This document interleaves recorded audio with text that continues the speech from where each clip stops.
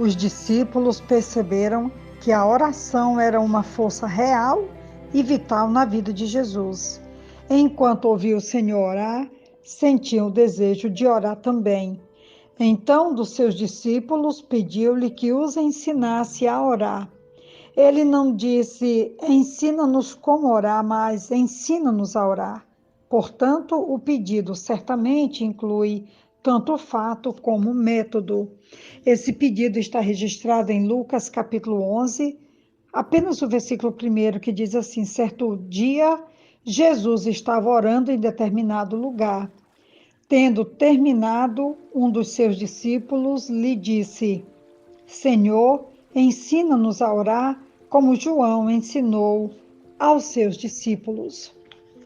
Será que os discípulos nunca tinham ouvido a oração dos seus líderes, dos seus mestres, dos saduceus, dos fariseus e por aí vai? Sim, eles já tinham ouvido, mas havia algo diferente em Jesus. A intimidade que ele tinha com Deus, a frequência, a persistência e também os milagres que eram operacionalizados quando ele orava. Veja bem que Jesus trouxe uma palavra de alerta quanto à oração que os fariseus faziam. Em Mateus, capítulo 6, versículo 5, diz: E quando vocês orarem, não sejam como os hipócritas. Eles gostam de ficar orando em pé nas sinagogas e nas esquinas, a fim de serem vistos pelos outros. Eu lhes asseguro que eles já receberam sua plena recompensa. Mas quando você orar, vá para o seu quarto, feche a porta e ore a seu pai que está em secreto. Então seu pai que vê em secreto o recompensará. Quando orarem, não fiquem sempre repetindo a mesma coisa como fazem os pagãos. Eles pensam que por muito falarem serão ouvidos. Não sejam iguais a eles, porque o seu pai sabe do que vocês precisam antes mesmo de o pedirem.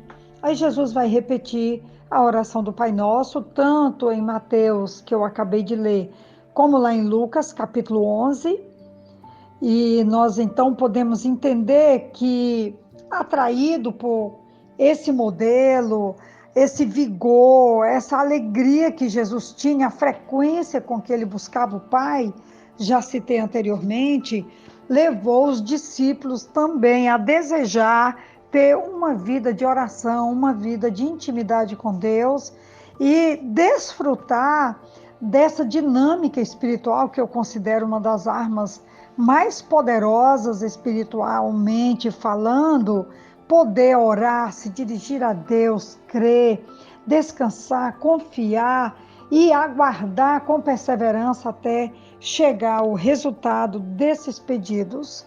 Ao longo de toda a Bíblia, muitas orações foram respondidas, algumas rápidas, outras um pouco mais demoradas, mas Deus sempre tem o cuidado de nos responder.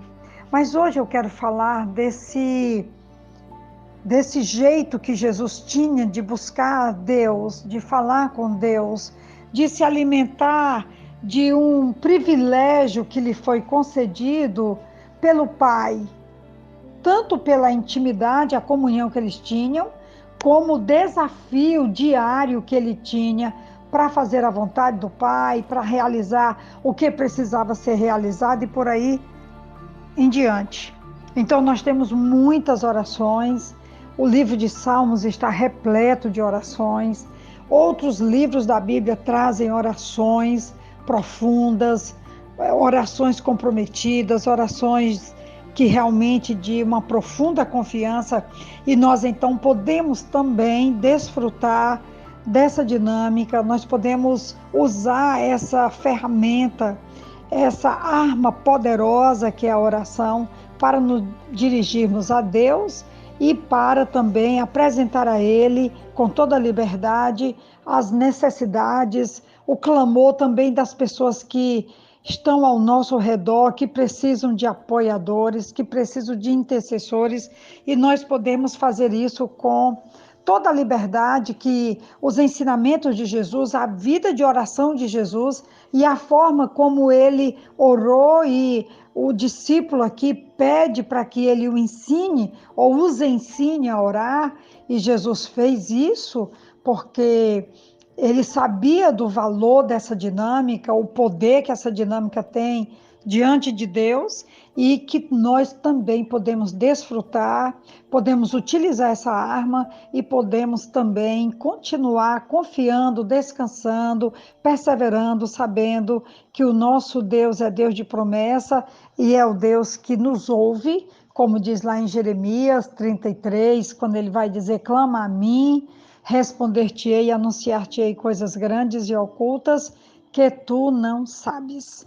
Poderia citar ainda outras orações, mas eu quero já caminhar aqui para a conclusão em Lucas, no capítulo 11, quando ele vai concluir esse pedido, quando Jesus responde para esse discípulo que lhe pede, ele vai dizer assim: capítulo 11, versículo 9: por isso lhes digo, peçam e lhes será dado, busquem e encontrarão, batam e a porta lhes será aberta, pois todo o que pede recebe, e o que busca encontra, e aquele que bate a porta será aberta. Todos os três verbos são imperativos: peçam, busquem, batam. Se pedirmos, buscarmos e batermos e continuarmos fazendo isso, receberemos, acharemos e se nos abrirá. Não recebemos porque paramos de pedir. Na maioria das vezes, queremos uma resposta rápida, até mesmo imediata. Não pedimos de forma perseverante, como somos ensinados no parágrafo anterior, no capítulo 10, do versículo 5 ao 8. Quando perseveramos, chegamos a entender que o mais importante não é o nosso pedido, e sim o nosso relacionamento com Deus. Então, hoje é dia de oração, hoje é dia de buscarmos, de batermos, de clamarmos, aguardarmos e certamente agradecermos, porque seremos ouvidos, se não hoje, amanhã ou no tempo que o Senhor determinar. Um ótimo dia, uma ótima reflexão, um dia para orarmos e desfrutarmos dessa ferramenta espiritual extraordinária que está ao nosso alcance. Um grande abraço, ótimo dia, amém.